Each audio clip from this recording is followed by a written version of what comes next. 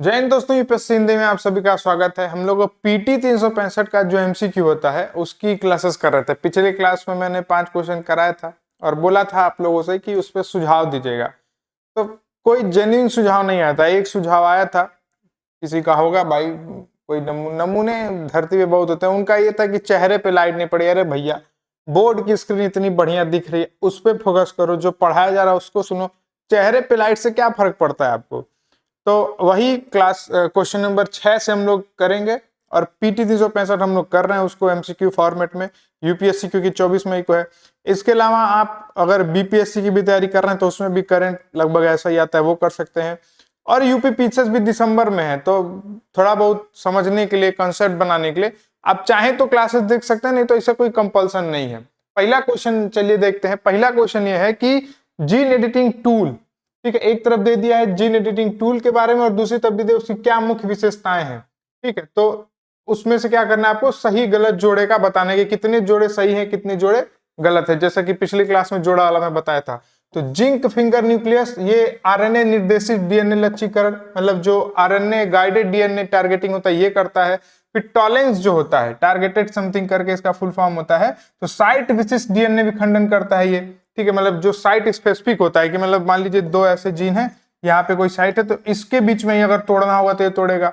ठीक है, फिर उसके बाद होमिंग एंडोन्यूक्लियसिस, यानी कि इसको, ये किस तरह का है, तो प्राकृतिक रूप से पाए जाने वाले डीएनए काटने वाले एंजाइम, मतलब ये नेचुरली पाए जाते हैं, ऐसे एंजाइम जो नेचुरली पाए जाते हैं। अब आपको बताना है केवल एक सही, केवल 2 सही, एक और 2 दोनों सही, या दोनों सभी जोड़ियां सही हैं या कोई सही नहीं है, सारे जोड़ियां जो है इम्परफेक्ट है, ये बताइए। तो कमेंट करके उत्तर आप लोग देते रहिए। मैं लाइव तो नहीं है लेकिन देख जरूर रहा हूं आप सभी के इसको, है ना। जल्दी जल्दी बताइए। फिर अगले क्वेश्चन पे हम लोग तुरंत, बहुत लाइव इसलिए नहीं कर रहे, लाइव में हम लोग बकैती बहुत ज्यादा करते हैं, तो इस तरीके से हम लोग इसको जल्दी जल्दी निपटा देंगे, है ना। तो केवल 2 इसमें से सही है, बी इसका सही उत्तर हो जाएगा। क्यों क्यों बी सही हो जाएगा? कि ये जो है, ये वाला, ये गलत हो जाता है। ठीक है, ये गलत है। 2 और 3 सही है, तो केवल 2 पेयर इसका सही उत्तर है। अगले पे आते हैं। और पीटी 365 आप लोगों ने पढ़ी होगी एक बार, ये मैं मान के चल रहा हूं, इसलिए बहुत ज्यादा एक्सप्लेन नहीं कर रहे हैं क्योंकि हिंदी इंग्लिश कराने में और क्वेश्चन लेंदी है, तो इस कारण ये अंतर हो सकता है। ठीक है, पहला वाला क्यों गलत था, पहला ये वाला क्यों गलत था, ये इसका वाला, क्योंकि ये आरएनए गाइडेड नहीं होता है, ये डीएनए गाइडेड होता है, इसलिए ये गलत था, है ना, बस इसलिए ये गलत था। अगले पे आते हैं।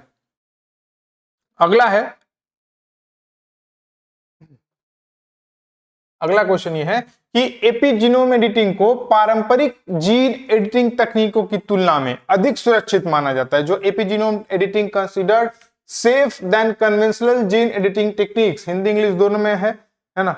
दूसरा यह है कि एपिजीनोम एडिटिंग डीएनए अनुक्रम को बदले बिना जीन अभिव्यक्ति को नियंत्रित करती है। तो कौन सा सही है? एक सही है, 2 सही है, एक और 2 दोनों सही है। यही वाला सिस्टम है। आप लोग इस पे चारों ऑप्शन पढ़ के बताइए सही से जल्दी उत्तर। Epigenome editing regulates gene expression without altering the DNA sequence, मतलब जो डीएनए का सीक्वेंस है उसको बिना चेंज किए वो चेंज ऑल्टर कर देता है उसको, यही बोलना चाह रहा है दूसरे स्टेटमेंट में। चलिए बताइए इसका।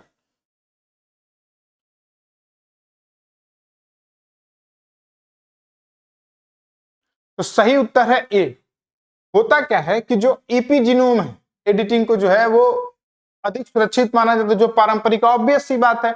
ऐसे आप खुद सोचिए, जो जैसे पहले, जब बहुत पहले था तो पत्थर के औजार बनाए जाते थे, अब औजार देखिए धातु के बन रहे हैं और रिफाइंड बन रहे हैं। ठीक है, डायमंड काट दे रहे हैं, क्या क्या कर दे रहे हैं। तो वही चीज है जो कन्वेंशनल है, जो पहले से है पारंपरिक, उसकी तुलना में तो जो भाई जो नया आया है, ऑब्वियस सी बात है, अच्छा होगा। दूसरा स्टेटमेंट बस उसी के आगे, क्योंकि एपिजेनिक एडिटिंग जो है बदले बिना, ठीक है, बदले बिना जीन अभिव्यक्ति को नियंत्रित कर देती है, मतलब उसमें बदलाव भी नहीं आता है और जो काम अपना रहता है वो काम भी हो जाता है, सांप भी मर जाती है और लाठी भी नहीं टूटती है। अगले पे आते हैं। जेनेटिकली मॉडिफाइड जीएम फसलों और जीनोम एडिटेड फसलों के बारे में नीचे दिए गए कथनों पर विचार करें। ठीक है, जीएम क्रॉप्स और जीनोम एडिटेड क्रॉप्स, एक होता है मॉडिफाइड, यही ध्यान देना इसमें, और दूसरा एक बोल रहा है मॉडिफाइड है और दूसरा क्या है, एडिटेड है। उन्हीं के बारे में दो कथन दिए। तो पहला है सभी जीनोम एडिटिंग फसलों को जेनेटिकली मॉडिफाइड जीएमओज माना जाता है, ठीक है।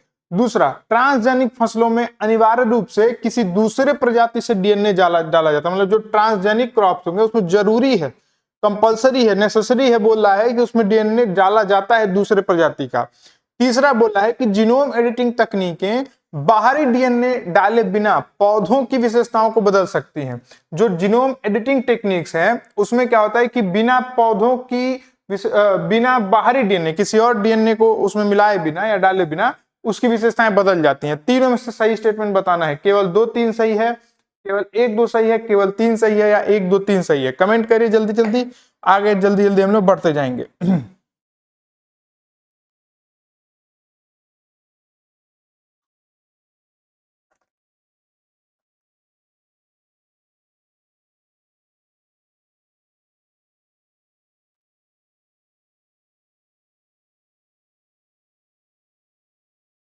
तो इसमें जो है जेनेटिकली जीनोम ये वाला स्टेटमेंट गलत हो जाता है, पहला वाला, क्योंकि जरूरी नहीं है कि हमेशा उसमें कोई फॉरेन डीएनए हो ही। जैसे भारत में बहुत सारी राइस की वैरायटीज हैं, तो जरूरी नहीं है कि इसमें कोई फॉरेन वैरायटीज हो ही, इसलिए इसको नहीं माना जाता है।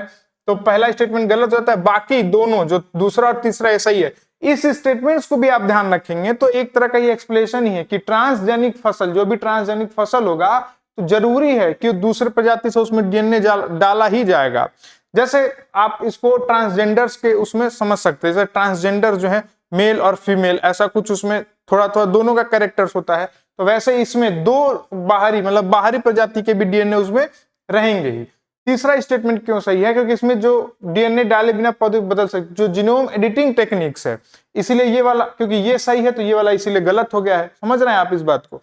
तो जो जीनोम एडिटिंग टेक्निक है उसमें बाहरी डीएनए डाले बिना उसको बदल सकते हैं हम लोग, ठीक है। जो पहले से डीएनए है उसी में छेड़छाड़ करके और उसको बदल देते हैं। अगले पे आते हैं। अगला है रेगुलेटरी बॉडीज, एक तरफ बताया है, दूसरी तरफ बताया उसके फंक्शंस क्या क्या है ना।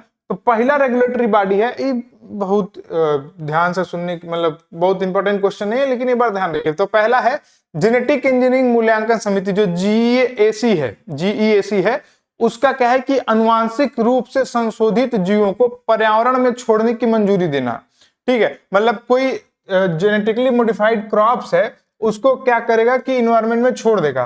मतलब कई बार ऐसा होता है ना, आप कई सारी मूवीज देखे होंगे कि मूवीज में क्या होता है कि बनाते कुछ और है, बन कुछ और जाता है, और उससे क्या होता है देश दुनिया खतरे में आ जाती है। समझ रहे हैं? जैसे स्पाइडरमैन के अधिकतर मूवीज में वो बनाते कुछ और रहते हैं ससुरे, और बना के कुछ और दे देते हैं, तो एक हीरो बन जाता है, वो तो ठीक है अच्छा वाला, एक विलेन उसी में बन जाता है, ठीक। तो ये वाला, तो ये अनुमति नहीं देगा जब तक, तब तक आप उसको पर्यावरण में नहीं छोड़ सकते, ये कहना चाह रहा है। दूसरा ये है कि जेनेटिक मैनिपुलेशन पर समीक्षा समिति, जो आरसीजीएम है, review committee on genetic manipulation, वो क्या करती है कि जीएम जीवों से जुड़े शोध की निगरानी करना, कि जो भी शोध हो रहा है उसकी निगरानी करेगा ये, मतलब जो भी बना रहे हैं हम उसकी निगरानी करेगा।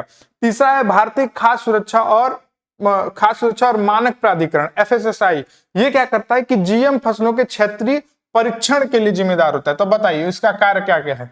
तो कितने स्टेटमेंट इसमें से सही है? 1 2, 1 और 2 दोनों, या तीनों? ठीक है,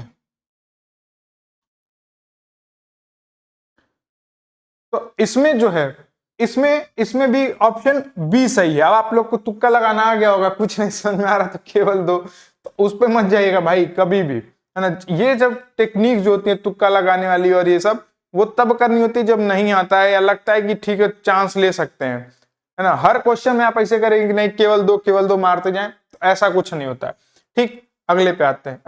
तो इसका केवल 2 क्यों सही है? क्योंकि ये वाला सही है, ठीक है, ये भी सही है, ये गलत हो जाता है, ये गलत हो जाता है। ये उसके जो क्षेत्रीय परीक्षण है उसके लिए जिम्मेदार नहीं होता है, ये इसके टेस्टिंग के लिए जिम्मेदार होता है, लेकिन क्षेत्रीय परीक्षण के लिए नहीं जिम्मेदार होता है। अगले पे आते हैं। अगले पे आते हैं, जीन एडिटिंग के तरीकों पर विचार करें। कुछ जीन एडिटिंग के जो अप्रोचेस हैं उन पे विचार करने के लिए बोल रहा है। चलिए देखते हैं क्या बोल रहा है ये।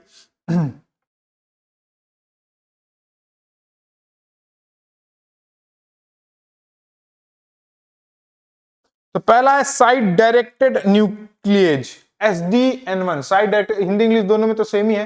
दूसरा है साइड डायरेक्टेड न्यूक्लियस टू और साइड डायरेक्टेड न्यूक्लियस 3।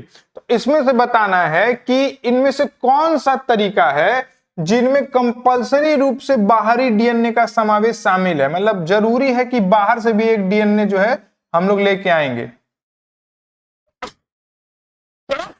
सॉरी, इसमें कौन सा तरीका ऐसा है जो कंपलसरी रूप से कि बाहर से भी हम इसमें इंसर्शन करेंगे, बताइए।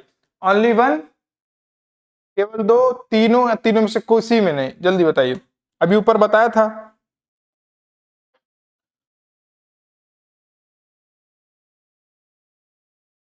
तो पहला जो है इसमें नहीं करते हैं, ठीक, इसमें नहीं करते हैं। इसमें बिना जो म्यूटेशन होता है वो बिना किसी फॉरेन उसके हो जाता है। दूसरे में भी नहीं करते हैं। जो तीसरा है, जो ऊपर हम लोग पढ़े थे, ऊपर अभी हम लोग कौन पढ़े थे, आप लोग कमेंट करके बताएंगे, जिसमें बाहर से डीएनए था। तो इस वजह से इसमें जो दूसरा, इसमें कर भी सकते हैं और नहीं भी कर सकते हैं, समझ रहे हैं। जैसे एक एक लेवल अपडेट हो रहा है, इसमें नहीं करेंगे, इसमें कर भी सकते हैं, नहीं भी कर सकते हैं। तो कंपलसरी क्योंकि पूछा है तो दूसरा यहां से हट गया। तीसरा जो है इसमें कंपलसरी रूप से, तो ऊपर अभी हमने एक पढ़ा था जिसमें करते हैं, तो वो आप लोग कमेंट करके हमें बताएंगे। तो इसमें से हो जाएगा केवल एक ए सही हो जाएगा। देखिए मैं बोल रहा था कि तुक्का मत मारिए, वो वाला कि बी बी बी सही हो जा रहा है सब में, कोई दिक्कत इसमें नहीं है। आगे बढ़ते हैं। कितना देर की क्लास हो गई, मैं देख लेते हैं, थोड़ा और स्पीड बढ़ाना है कि स्पीड सही चल रहा है। ठीक है, 12 मिनट, ठीक।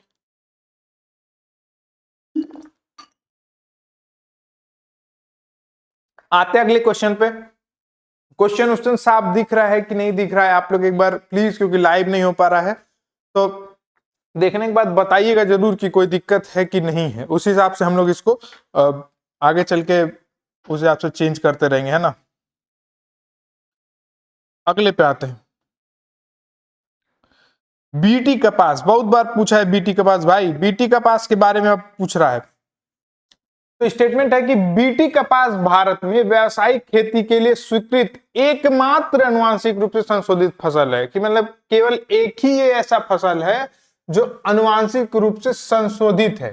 बीटी कपास के बारे में पूछा। दूसरा, भारत में पर्यावरण संरक्षण अधिनियम 1986 के तहत अनुमोदन के बिना अनुवांशिक रूप से संशोधित फसलों की खेती नहीं की जा सकती। मतलब अगर अनुमोदन नहीं करेंगे जो पर्यावरण संरक्षण अधिनियम 1986 का, तो उसके बिना हम जो है जो संशोधित फसलें हैं जैसे बीटी क्रॉप्स हो गया, तो उसकी खेती हम लोग नहीं कर सकते, ठीक है, बिना अप्रूवल। अनुमोदन मतलब अप्रूवल के बिना, ठीक है। दोनों माध्यमों में भाई, हिंदी इंग्लिश अंग्रेजी वाले भी बढ़िया से करे। कोई मुझे नहीं लगता पीटी 365 बेस्ड एमसीक्यू करा रहा है पूरे यूपीएससी के उसमें। तो बताना है कथन एक, कथन दो, एक और दो दोनों सही है, एक एक्सप्लेन नहीं करता है, फिर ये तीन और चौथा। बताइए, देख के बताइए जल्दी कौन सा सही है कौन सा गलत है। आंसर नहीं देख के, ऑप्शंस देख के बताना है।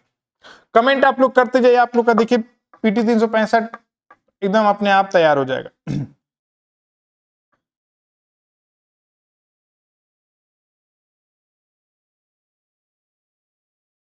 तो सही बात है, बीटी कपास जो है वो केवल एकमात्र ऐसा है, ध्यान रखना है, एकमात्र क्रॉप है जो व्यावसायिक खेती के लिए स्वीकृत है। बीटी कपास केवल एकमात्र ऐसा क्रॉप है जो व्यावसायिक खेती यानी कि कॉमर्शियल कल्टीवेशन के लिए स्वीकृत है, अप्रूव्ड है। दूसरा यह है कि जो पर्यावरण संरक्षण अधिनियम 1986 है उसके तहत अगर अप्रूवल नहीं मिलेगा तो आप नहीं उगा सकते, ठीक है। अब ऐसी बात है भाई, जीन मीन ये जो चीजें होती हैं बहुत डेंजरस होती हैं। मूवीज में आप देखते ही होंगे, मतलब वो तो थोड़ा और भी एक्स्ट्रा लेवल का लोग दिखा देते हैं, लेकिन आप देखिए एक अगर स्पाइडरमैन की बात करें तो एक स्पाइडरमैन बन जाता है, दूसरा ससुरा वो कुछ वो इलेक्ट्रा और क्या क्या बन जाता है ना।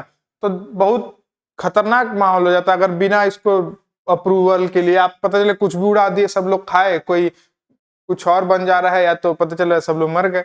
तो इसलिए इन सब की रेगुलेशन बहुत जरूरी है, क्योंकि जीन में तुरंत असर पड़ रहा है ना, इंसान ही बदल देता है। अगले पे आते हैं, 12वां। अब एक तरफ क्या हुआ है कि जीन परिवर्तित फसलों, ये हो गया अपना, नहीं ये वाला, ठीक है, इस पे आते हैं। एक तरफ क्या है, जीनोम इनिशिएटिव्स है, दूसरी तरफ क्या है, उसके क्या है कि सॉरी, एक तरफ नियामक संस्थान है, दूसरी तरफ उनके कार्य है, क्या क्या काम करते हैं। ये तो हम लोग कर चुके हैं, ये दोबारा रिपीट करके इसको नहीं करेंगे, आगे बढ़ते हैं। ये जो हमारे टाइपिंग वाले साहब हैं, ये बड़ा होशियार आदमी है, ये गलती करते ही हैं, कन्फर्म है करेंगे ही करेंगे। ठीक है, एक मिनट बस मैं वो अगला क्वेश्चन देख लूं, पेज ओपन कर लूं मैं उसको।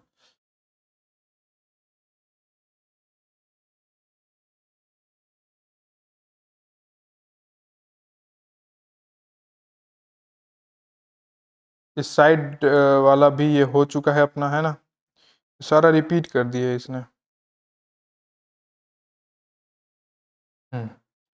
यहाँ से नया क्वेश्चन है, ये सारा साहब जो है।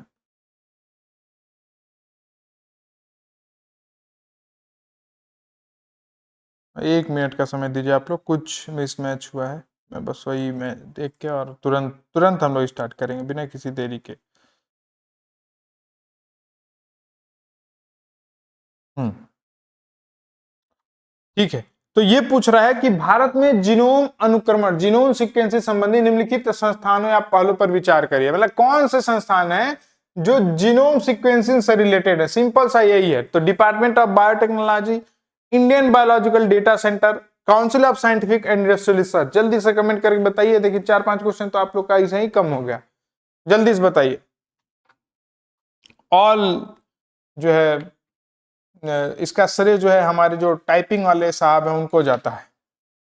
ठीक है, ऑल क्रेडिट गोज टू। हालांकि उससे कोई फायदा नहीं है, लेकिन अब क्या कर सकते हैं, हर चीज की कुछ अच्छाई और कुछ बुराई जरूर होती है। तो तीनों ही इसमें से है। तो जी तीनों संस्थान है, department of biotechnology, Indian biological data centre, council of scientific and industrial research, ये तीनों जो हैं ये चीजें करती हैं, जीनोम सीक्वेंसिंग करती हैं। अगले पे आते हैं।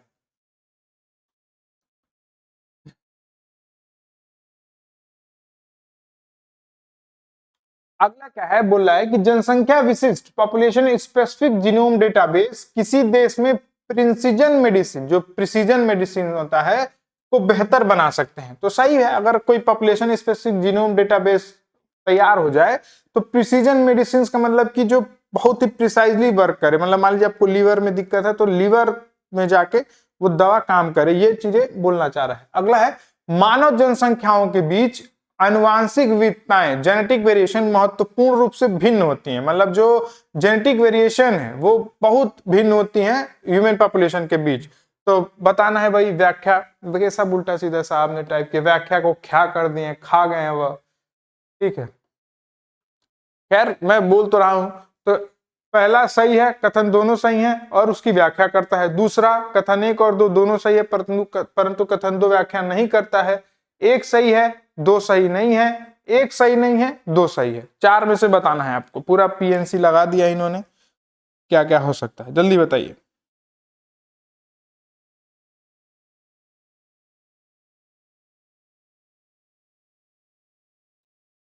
ठीक है, तो दोनों ही स्टेटमेंट सही है। मैंने ना चाहते हुए भी आपको क्वेश्चन पढ़ते पढ़ते ही बता देते कि इसके तो दोनों सही हैं कि भाई अगर प्रिसीजन मेडिसिन हो, मतलब सबके पास अगर डेटाबेस एक तैयार हो जाए तो हम प्रिसाइजली मेडिसिन तैयार कर सकते हैं। दूसरा भी सही है कि जो मानव जनसंख्या है उसमें बहुत ज्यादा वेरिएशन पाए जाते हैं। किसी देखेंगे जैसे किसी का हेयर करली होगा, किसी का हेयर वो क्या बोलते हैं, करली का अपोजिट क्या हो जाता है, वो स्ट्रेट होगा। किसी का ईयर लोब आप देखेंगे तो फ्री ईयर लोब होता है, जैसे मेरा है। किसी का ईयर लोब इसमें चिपका रहता है, कोई काला कोई गोरा, बहुत सारी 72 सी चीजें हैं, वही चीजें बोल रहा है और कुछ नहीं है ना। अगले पे आते हैं, आरएनए साइलेंसिंग के बारे में पूछ रहा है। ठीक है, तो पहला स्टेटमेंट है आरएनए साइलेंसिंग विशिष्ट जीनों से प्रोटीन संश्लेषण को रोककर या कम करके जीन अभिव्यक्ति को नियंत्रित करती है। मतलब बोले जब आरएनए साइलेंसिंग हम लोग करेंगे, ठीक है, तो कुछ स्पेसिफिक जीन्स से प्रोटीन, जो प्रोटीन का संश्लेषण है या सिंथेसिस है, उसको रोक देगा। और जो जीन का अभिव्यक्ति है, ठीक है, उसको क्या करेगा, या जीन एक्सप्रेशन उसको नियंत्रण करेगा कि कौन सा जीन हावी होता है। जब मतलब ये कहना ये चाह रहा है पहला स्टेटमेंट, जब हम लोग आरएनए साइलेंसिंग करेंगे तो वो क्या करेगा कि भाई प्रोटीन मॉलिक्यूल होते हैं डीएनए में, पता है आप लोग को। तो आरएनए जब हम लोग करेंगे तो वो क्या करेगा कि किसी प्रोटीन को कंट्रोल कर लेगा। जिससे मान लीजिए कि किसी को गोरा होना है तो वो उस वाले जो काला होने वाला प्रोटीन है उसको कम कर देगा, तो वो इंसान गोरा हो जाएगा। ये बोलना चाह रहा है। ये दूसरा स्टेटमेंट आता है, आरएनए साइलेंसिंग में अनिवार्य रूप से जीन के डीएनए अनुक्रम में परिवर्तन शामिल होता है। ठीक है, मतलब जो बोला है कि अगर हम लोग आरएनए साइलेंसिंग करेंगे तो कंपलसरी है, मतलब कंपलसरी है, नेसेसरीली है कि जो डीएनए सीक्वेंस होगा उसमें चेंज होगा। ठीक है, जरूरी है कि चेंज होगा। जैसे अगर ऐसा ऐसा डीएनए कुछ है तो कुछ और इसमें बीच में कुछ और आ जाएगा। ठीक है, यही बोला कि सीक्वेंस चेंज हो जाएगा। दूसरा, siRNA और miRNA जैसे छोटे आरएनए अणु मैसेंजर आरएनए से जुड़कर उसके अनुवादन को रोक सकते हैं। मतलब क्या बोल रहा है कि जो स्मॉल आरएनए मॉलिक्यूल होते हैं जैसे siRNA और miRNA, ये क्या करेगा कि जो मैसेंजर आरएनए है, mRNA है, उसको उससे जुड़ेगा और उसके ट्रांसलेशन को रोक देगा, इनहिबिट कर देगा। बस यही बोल रहा है। तो बताना है कौन सा सही है। 1 और 3 सही है, केवल 2 सही है, केवल 1 सही है, 1 2 3 तीनों सही है। बताइए।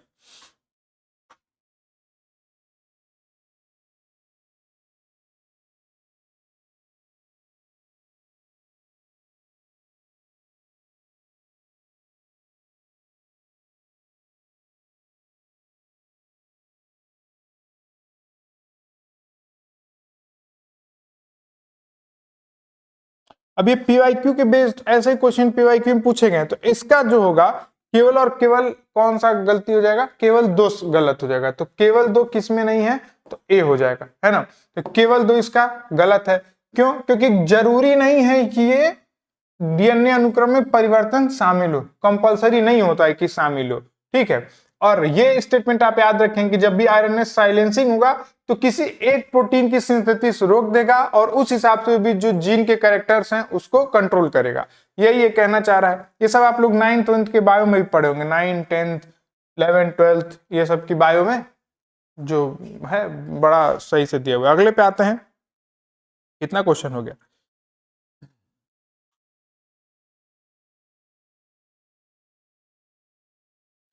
फिर आरएनए साइलेंसिंग पे ही है। तो आरएनए साइलेंसिंग का उपयोग पौधे में वायरल संक्रमणों के विरुद्ध प्रतिरोध बढ़ाने के लिए किया जा सकता है। मतलब ये कह रहा है कि जो वायरल इंफेक्शंस होते हैं प्लांट में, उनके प्रति रेजिस्टेंस के लिए हम लोग कर सकते हैं आरएनए साइलेंसिंग का प्रयोग। अगला स्टेटमेंट है कि आरएनए साइलेंसिंग की प्रक्रिया होस्ट कोशिकाओं के भीतर वायरल आरएनए को विघटित कर सकती है। मतलब जो आरएनए साइलेंसिंग की प्रोसेस है वो क्या करते हैं, जो होस्ट सेल्स है, जो होस्ट कोशिकाएं हैं, उनके अंदर जो आरएनए है उसको डिग्रेड कर देगी। मतलब जो पहले से आरएनए है उसको डिग्रेड कर देगी, ये बोल रहा है। तो फिर से बताना है, केवल कथन 1 2 सही है, एक दूसरे को एक्सप्लेन कर रहे हैं। दोनों सही है परंतु एक्सप्लेन नहीं कर रहा है वो। एक सही है, 2 गलत है, एक गलत है, 2 सही है। मतलब मैंने साफ भाषा में बताया है। लंबा स्टेटमेंट आप देख लीजिए। बताइए, इसका बताइए।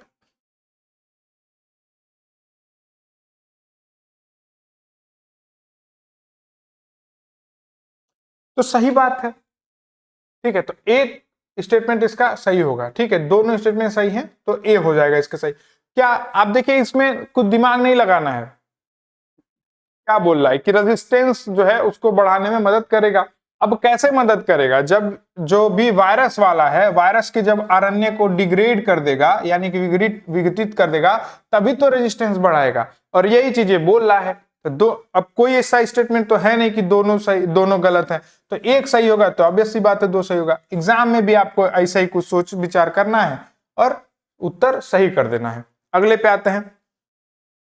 अच्छा, इसकी पीडीएफ जो है ना आपको यूपीएससी हिंदी के टेलीग्राम चैनल पे मिल जाएगी। बहुत परेशान होने की जरूरत नहीं है। पीडीएफ आप पीडीएफ पढ़ पाए, पीडीएफ से समझ पाए पढ़ के, तो एकदम निश्चिंत रूप से इसकी पीडीएफ आपको हमारे जो टेलीग्राम चैनल है उस पर मिल जाएगा। तो वहां से आप करिए, डाउनलोड कर लीजिएगा। टेलीग्राम चैनल में बता देता हूँ एक बार, यही वाला अपना टेलीग्राम चैनल है, यूपीएससी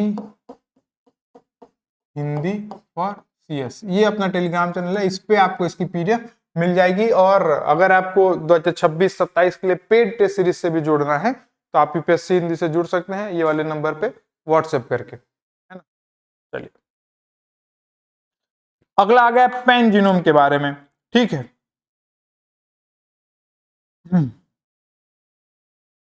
पहला है कि पैन जीनोम किसी प्रजाति के विभिन्न व्यक्तियों में पाए जाने वाले जीनों के पूर्ण सेट का प्रतिनिधित्व करता है। मतलब कह रहा है कि पेन जीनोम ऐसा जीनोम है जो कोई प्रजाति है, अगर ठीक है कोई प्रजाति है तो उसके सभी जो जीन्स पाए जाते हैं उनका ये रिप्रेजेंटेटिव है। मतलब जैसे हमारे यहाँ क्या होता है, नेताजी लोग होते हैं, एक तरह से वही समझ लीजिए आप। तो जितना भी चाहे देखिए, चाहे गरीब हो, चाहे अमीर हो, चाहे किसी कास्ट का हो, जिसको भी हम लोग चुनते हैं वो एक नेता होता है। वही चीज पूछ रहा है ये पैन जीनोम के बारे में। अगला आता है पैन जीनोम विश्लेषण जनसंख्या विशिष्ट आनुवंशिक विविधताओं की पहचान करने में सहायक होता है। जो पैन जीनोम एनालिसिस होता है वो क्या करता है, हेल्प करता है किसका, जो विशिष्ट आनुवंशिक विविधताएं हैं, ठीक है, जो विशिष्ट स्पेसिफिक जीन्स वेरिएशन है उनकी पहचान करने में मदद करता है। ठीक, अभी भी इसको भी देख लीजिए। नेताजी लोग क्या होगा, आपको कभी भी कोई, नेताजी तो नहीं लेकिन उनका एक पैड होता है, कई बार क्या होता है कि रिकमेंडेशन लगता है तो उनके साइन करके बताते हैं। हाँ, तो प्रधान समझ लीजिए आप, बेसिकली ग्राम प्रधान समझ लीजिए। आप लोग में कई लोग गए भी होंगे ग्राम प्रधान के पास कि सत्यापित कर दीजिए कि हाँ भाई हमारे गांव के हैं, हम इनको जानते हैं। तो अपने पैड पे पूरा आपके बारे में विवरण लिख के, इनका चरित्र बहुत उत्तम है, भले वो लड़ाई झगड़ा हुआ हो उनसे, कोई दिक्कत नहीं है, और फिर साइन वाइन करके देते हैं। तो वही चीज ये पूछ रहा है कि अगर पैन जीनोम है तो क्या होगा कि हम पहचान करने में सहायक होगा वो हमको। अगला स्टेटमेंट है कि पैन जीनोम का निर्माण एक ही पारिस्थितिकी तंत्र में रहने वाली विभिन्न प्रजातियों के जीनोम अनुक्रमों का उपयोग करने के लिए किया जाता है। मैं इसीलिए कहता हूं इसको इंग्लिश में पढ़ना चाहिए, मतलब, लेकिन अब आप लोग के लिए हिंदी में बता रहा हूं। तो पैन जीनोम इज कंसिडर्ड, मतलब बोला निर्माण, पैन जीनोम का निर्माण एक ही पारिस्थितिकी, जो कोई पारिस्थितिकी तंत्र है उसमें रहने वाले विभिन्न प्रजातियों के जीनोम अनुक्रमों का उपयोग करके किया जाता है। तो जो लोग रह रहे हैं उसमें उनके जीनोम का जो अनुक्रम है उसको यूज करके पैन जीनोम बनाते हैं, ये बोल रहा है तीसरा स्टेटमेंट। तो अब बताना है कौन सा सही है कौन सा गलत है। ऑप्शंस आप लोग पढ़ते रहिए, समझने में कोई दिक्कत हो तो आप लोग कमेंट, हाँ किसी भी इसमें से समझ में नहीं आए कोई भी क्वेश्चन तो आप क्वेश्चन नंबर बता दीजिएगा, मैं कमेंट सेक्शन में समझा दूंगा। या तो अगर आप लोग का रिस्पॉन्स अच्छा रहा, और देखिए रिस्पॉन्स पे ही मन करता है क्लास लेने की, तो रिस्पॉन्स अच्छा रहा तो फिर हम क्या करेंगे, अगली क्लास करेंगे तो उसमें समझा देंगे। तो दोनों आप लोग के पास है, पूरी तरीके से निःशुल्क है तो कोई दिक्कत भी नहीं है। चलिए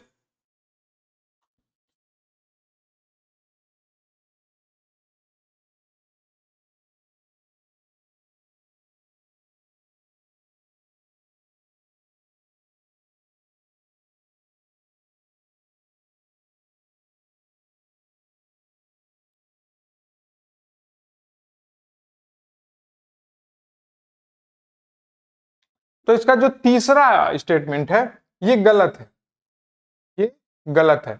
अब देखिए जैसे मैं बोल रहा था कि कैसे इसको समझेंगे, तो मान लीजिए हमने एक ग्राम प्रधान का एग्जांपल ले लिए, तो इसमें जो बोल रहा है, इसमें जो है, अगर इसमें जो बोल रहा है कि पहले पहले पहले को समझते हैं कि पैन जीनोम जो है पाए जाने वाले जीवों के पूर्ण सेट का प्रतिनिधित्व करता है। मतलब समझ लीजिए आपके गांव का प्रधान हो गया ये पैन जीनोम। दूसरा वही जो मैं बोल रहा था कि पहचान करने में मदद करता है।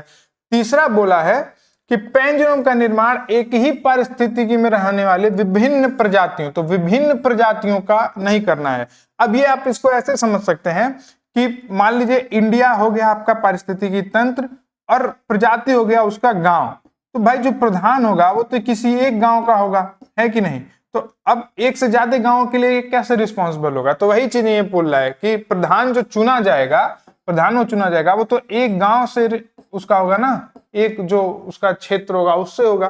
तो इसीलिए ये स्टेटमेंट ऐसा समझ सकते हैं आप गलत है। कोई दिक्कत समझने में अभी भी तो आप बता सकते हैं, कमेंट जरूर करिए, जितना कमेंट रहता है उतना अच्छा लगता है पढ़ने पढ़ाने में। अगले पे आते हैं, अगला है लॉन्ग रीड सीक्वेंसिंग टेक्नोलॉजी।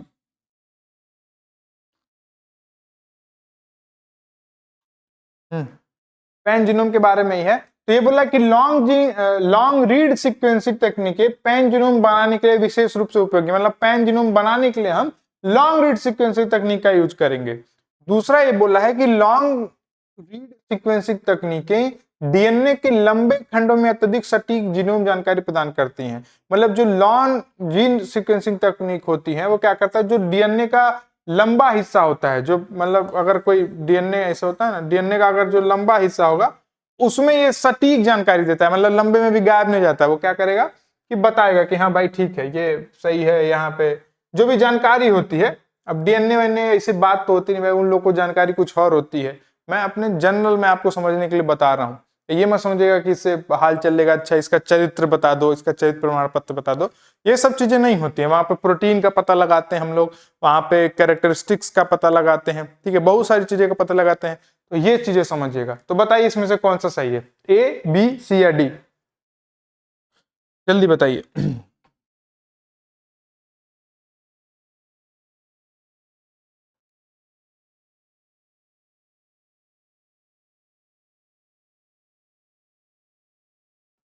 ठीक, तो जैसा कि नाम ही है, इसका नाम ही है लॉन्ग रीड सीक्वेंसिंग। तो भाई जब अगर डीएनए लंबा है, डीएनए का खंड लंबा है, तो उसमें सटीक इंफॉर्मेशन देगा, नाम ही उसका।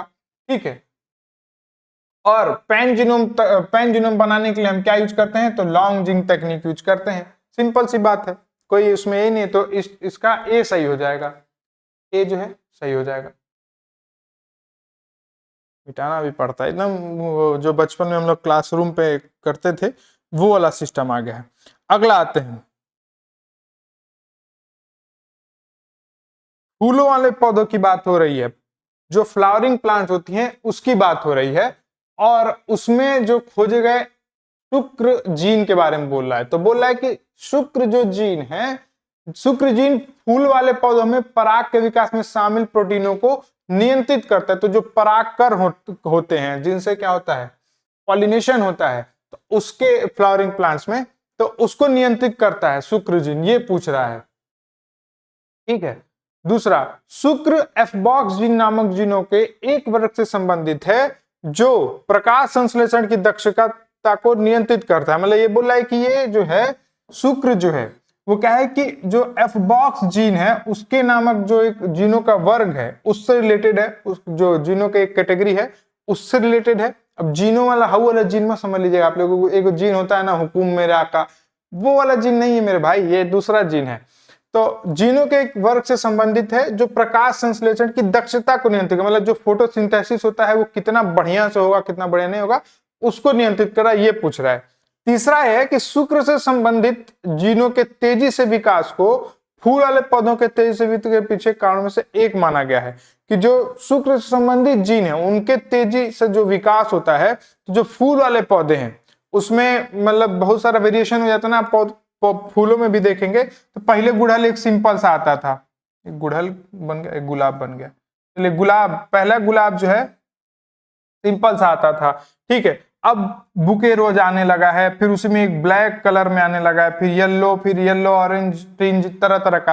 तो वही पूछ रहा है कि अगर ऐसा वेरिएशन आ रहा है अलग अलग, ठीक है, तो उसके लिए जिम्मेदार होता है शुक्र। बताइए कौन सा सही है कौन सा गलत है, केवल एक और तीन, केवल एक, केवल दो और तीन, एक दो तीन तीनों, बताइए।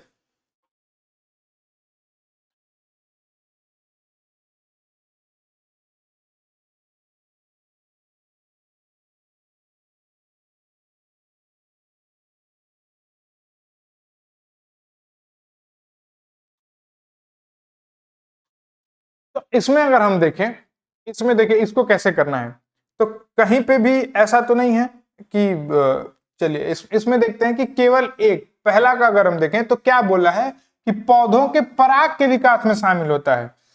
दूसरा क्या बोला कि प्रकाश संश्लेषण, तो या तो एक होगा या तो दो होगा। तो पहले मान लेते हैं हम, अब देखिए एक लगभग सभी में है, दो को हम अगर हटा दें तो कौन सा ऐसा ऑप्शन बच रहा है, तो केवल एक बच रहा है जिसमें एक और तीन दोनों है। और ये तीनों तो भाई तीन तो है ही है, जीएनए जो डीएनए वेने में छेड़छाड़ तो हम लोग इसीलिए करते हैं ताकि नया नया वेरिएशन मिल जाए। तो तीन सही है और दो गलत है, तो ऐसा ऑप्शन बचता है केवल एक। एक मार के आगे बढ़ जाएंगे। और कितने नंबर का एक क्वेश्चन होता है कमेंट करके बताइए, यूपीएससी में एक क्वेश्चन कितने नंबर का होता है? बहुत बार लोगों को ये भी नहीं पता रहता है, पेपर के बाद लोग पूछते हैं सर निगेटिव कितना कटता है। तो कमेंट करके बताइए, देखा जाए आप लोग को पता है कि नहीं। अगले पे आते हैं, हाल ही में खोजे गए शुक्र जीन के संदर्भ में निम्नलिखित, ये तो वही चीज हो गया, अभी ऊपर ही पढ़े थे हम लोग। इसका आंसर आप लोग कमेंट कर दीजिएगा। दूसरा स्टेटमेंट हालांकि अलग है लेकिन ठीक है, ऑलमोस्ट सेम है। अगले पे आते हैं,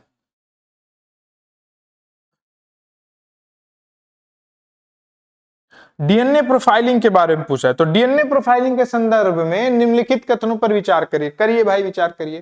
तो पहला है, डीएनए प्रोफाइलिंग मुख्य रूप से व्यक्तियों के बीच डीएनए के कुछ नॉन कोडिंग क्षेत्रों में होने वाले बदलावों पर निर्भर करता है। DNA profiling primarily relies on variation in certain non coding regions of DNA among individuals. मतलब जो कोई व्यक्ति है उसके बीच में अगर हम लोग प्रोफाइलिंग करें, ठीक है, तो जो डीएनए का नॉन कोडिंग वाला क्षेत्र है, जिसका डीएनए कोड नहीं हो पा रहा है, लेकिन नेचर अपने आप में बहुत खतरनाक चीज है। आप उसके जितने डीप में जाएंगे आप उतने अचंभित होते जाएंगे। तो डीएनए में भी कोडिंग वोडिंग होती है भाई, कौन सा पेयर किसके साथ मैच कर रहा है, कब क्या होगा, तो वही चीज के बारे में पूछ रहा है। अगला है, न्यूक्लियर डीएनए का उपयोग करके किसी व्यक्ति की पहचान करने के लिए आमतौर पर शॉर्ट टैंडम रिपीट एसटीआर विश्लेषण का उपयोग किया जाता है।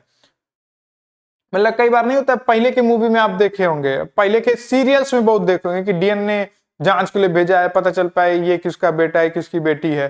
तो वही पूछ रहा है कि जो न्यूक्लियर डीएनए का उपयोग करेंगे तो व्यक्ति का पहचान करने के लिए, तो उसमें जो तकनीक होती है वो तकनीक होती है शॉर्ट टैंडम रिपीट। ठीक है, मतलब दोनों शॉर्ट टैंडम रिपीट, मतलब वो सामने वाले में भी रिपीट करेगा या इसमें भी रिपीट करेगा, है ना। बहुत आप देखे होंगे मूवी के अंतिम में रिपोर्ट आती थी कि मैंने दिया था चेक करने के लिए, और उसके पहले फिर अंतिम में पता चलता अरे ये तो इसका बेटा निकला, ये क्या हो गया। अगला है, जब पर्याप्त मात्रा में साबुत न्यूक्लियर डीएनए उपलब्ध होता है तब माइटोकॉन्ड्रियल डीएनए विश्लेषण को प्राथमिकता दी जाती है।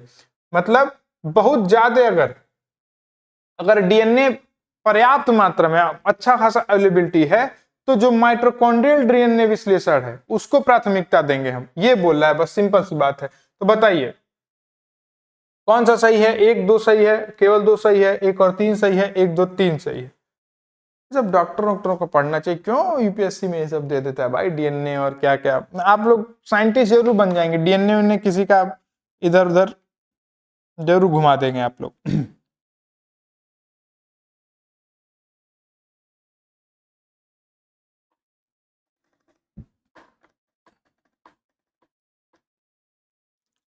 तो जैसा कि मैंने कहा था, जो फॉरेंसिक में यूज करते हैं तो उसमें यही यूज करते हैं, शॉर्ट टैंडम रिपीट, मतलब पहचान करने के लिए कौन किसका बच्चा है कौन नहीं है, बेसिकली ये।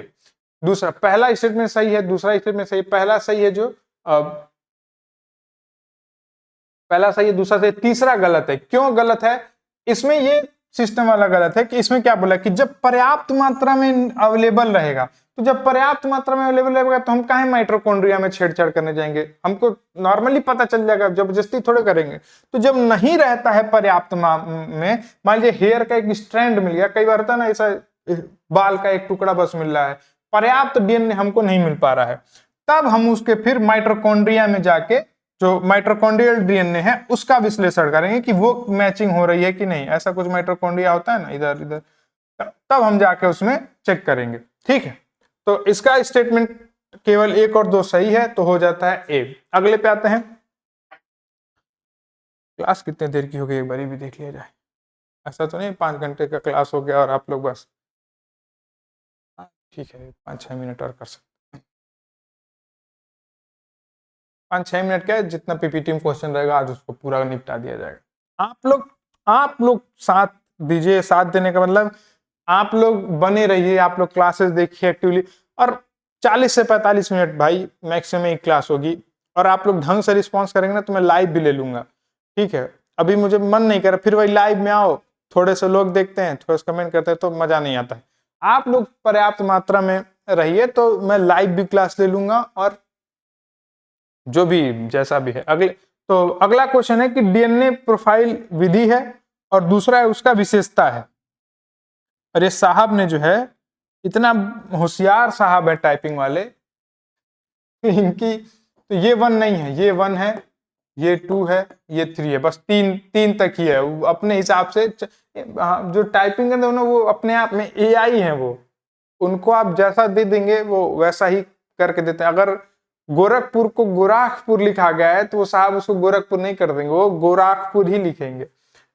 तो कुछ डीएनए प्रोफाइलिंग की तकनीक्स हैं और उनकी कुछ विशेषताएं हैं, कैरेक्टरिस्टिक फीचर है। तो पहले वीएनटीआर विश्लेषण, उसका यह है कि रिपीटेटिव नॉन कोडिंग डीएनए अनुक्रमों में भिन्नता पर आधारित है। दूसरा मतलब ये इस पे बेस्ड है वीएनटीआर। पहले हम लोग कोविड में बहुत सारे जांच वाच आ रहा था ना कि किसमें हम लोग नाक से स्वैब लेते हैं किसमें नहीं लेते हैं, वैसा ही कुछ इस तरह का है। फिर वाई क्रोम्स विश्लेषण जो है तो मैटरनल लीनिएज का पता लगाने के लिए उपयोग किया जाता है। जब हम लोग वाई क्रोमोसोम विश्लेषण करेंगे तो उससे क्या पता चलेगा हमको, मातृवंश यानी कि मैटरनल लीनिएज का पता लगेगा। ये बोल रहा है, मैं सही है गलत ये तो बाद में, ये बोल रहा है। दूसरा सिंगल न्यूक्लियोटाइड पॉलीमॉर्फिज्म एसएनपीए जिसको बोलते हैं, ये बोल रहा है कि डीएनए में सिंगल बेस यानी कि एकल आधार भिन्नताओं पर आधारित है। तो जो सिंगल न्यूक्लियोटाइड जो होता है वो सिंगल बेस भिन्नताओं पर आधारित होता है, यही पूछ रहा है। तो बताइए कितने इसमें से युग्म सही है, किसमें कितने जोड़े इसमें से सही हैं, शादी ब्याह करवाया जा सकता है कितने जोड़ों का।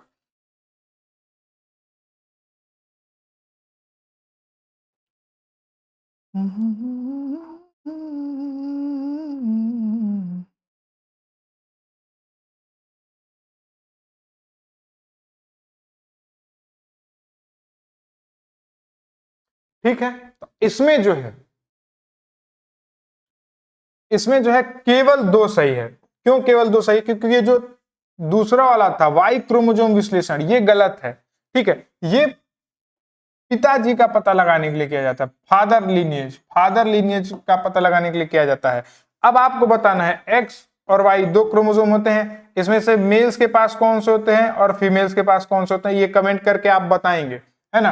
और कमेंट आना चाहिए, जिसका जिसका नहीं आएगा उसको कान पकड़ के उठक बैठक कराया जाएगा। ठीक, तो केवल 2 सही है, बाकी ये दोनों सही है। जो वीएनटीआर विश्लेषण होता है उसमें रिपीटेटिव नॉन कोडिंग डीएनए के उस पर बेस्ड होता है। और अब भाई सिंगल न्यूक्लियोटाइड पॉलीमॉर्फिज्म है तो सिंगल बेस यूज कर लेंगे बस। तो ये दोनों सही है। अगले पे आते हैं, डीएनए प्रोफाइल के बारे में फिर से पूछ रहा है। आइए,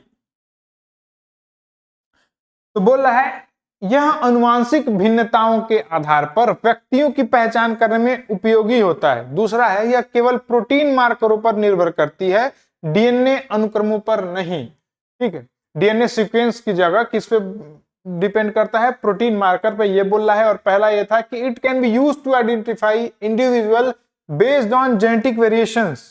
ठीक है, जेनेटिक वेरिएशन के हिसाब से आप इंडिविजुअल वेरीफाई कर सकते हैं किसमें, डीएनए प्रोफाइलिंग में। तो यही पूछ रहा है, बताइए।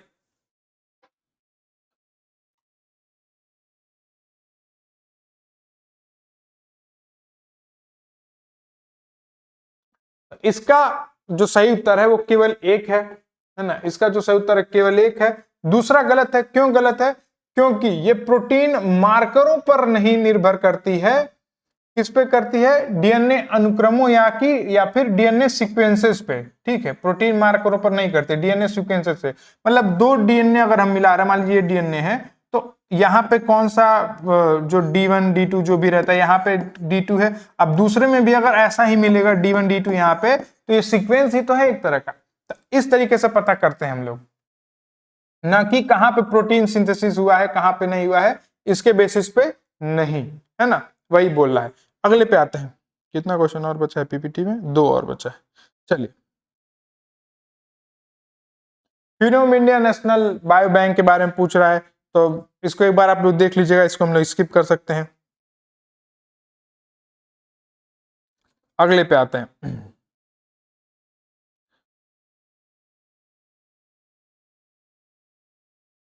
तो पहला स्टेटमेंट यह है कि फिनोम आधारित यानी कि फिनोम बेस्ड अध्ययन जनसंख्याओं में जटिल रोगों को समझने के लिए महत्वपूर्ण है।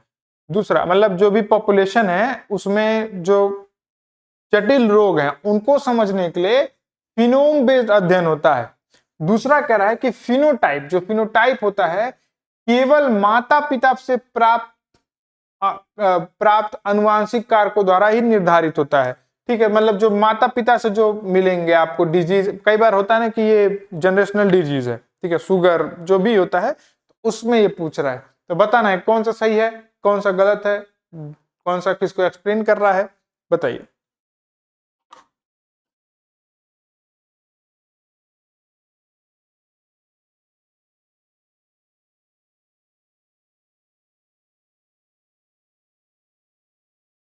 ठीक है, तो इसका जो पहला स्टेटमेंट है वो सही है, कथन 1 सही है, लेकिन कथन 2 सही नहीं है। क्यों? क्योंकि ये जो फिनोटाइप है ये इन्वायरमेंट पे भी डिपेंड करता है और जो जीनोटाइप है उस पे भी डिपेंड करता है। ठीक है, तो केवल माता पिता से प्राप्त आनुवंशिक कारकों पर ही नहीं करता है। ठीक, इन पे भी डिपेंड करता है, इसलिए क्योंकि इसमें दे दिया था केवल हार्श स्टेटमेंट। क्या दिया है इसमें? था ना केवल, केवल ये हार्श स्टेटमेंट, तो इसलिए ये गलत हो जा रहा है ना। अगले पे आते हैं।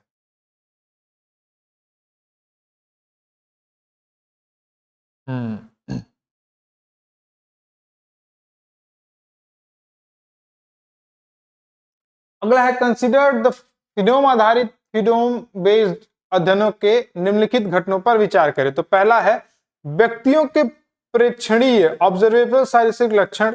ठीक है, दूसरा मतलब जो व्यक्ति में दिखता है लक्षण, किसका शरीर बड़ा है, किसका शरीर छोटा है, किसका मतलब कौन काला है कौन गोरा है, वो बोल रहा है पहला स्टेटमेंट। दूसरा है व्यक्तियों की आनुवांशिक जानकारी, ठीक है, जो जेनेटिक इंफॉर्मेशन होती है इंडिविजुअल्स की। तीसरा है व्यक्तियों पर पर्यावरणीय प्रभाव, जो इन्वायरमेंटल इंपैक्ट है लोगों पे वो। तो बोल रहा है उपरोक्त में से कितने किसी जीव के फिनोम में योगदान करते हैं, मतलब जो फिनोम होगा तो इनमें से तीनों में से कितने जो है योगदान देंगे। अभी फिनोम पर हम लोग पढ़े थे, बस उसी से लिंक करके क्वेश्चन है, बताइए। जो शारीरिक लक्षण होते हैं वो योगदान करता है कि नहीं फिनोम में, ये पूछ रहा है। व्यक्तियों की आनुवंशिक जानकारी जो है वो इसमें योगदान देता है कि नहीं, वो पूछ रहा है। और जो पर्यावरणीय प्रभाव है वो करता है कि नहीं, ये पूछ रहा है। चलिए बताइए।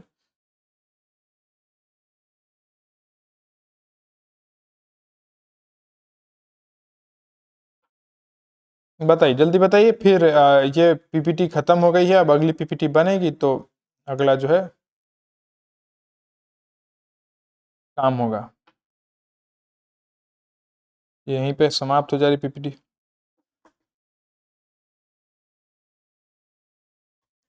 ठीक है, तो तीनों ही ठीक है। फिनोम का मतलब यही होता है भाई कि किसी व्यक्ति के शारीरिक, किसी व्यक्ति के अनुवांशिक और किसी व्यक्ति के पर्यावरण प्रभाव का जो सेट होता है, जो ट्रेट्स होता है, उसको हम लोग फिनोम बोलते हैं। फिनोम का मतलब ही वही होता है।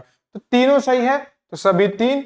और क्लास पसंद आई हो तो लाइक शेयर सब्सक्राइब जरूर करिए, और अगली क्लास के लिए भी जल्दी से जल्दी बताइए तो अगली क्लास ली जाए। पीपीटी और ये सारी चीजें आपको मिल जाएंगी। जल्दी ही यूपीएससी के लिए एक और ओपन टेस्ट होने वाला है, और इसमें जीएस प्लस सीसैट दोनों रहेगा, है ना। जीएस प्लस सीसैट दोनों रहेगा, तो अच्छे से तैयारी करिए इसकी भी। अभी जिन लोग की रैंक वैंक आई है, आप लोग भी कोशिश करिए और इम्प्रूव करने के, है ना। और बहुत सारे लोग ऐसा पूछ रहे थे कि क्या किया जाए, इसमें दिया जाए नहीं दिया जाए। भाई अभी समय है, अभी आप कर सकते हैं, आप अभी बचे हुए दिनों में अच्छा खासा इम्प्रूव कर सकते हैं। देना नहीं देना ये आप पे निर्भर करता है, अंतिम दिनों में डिसाइड करिएगा।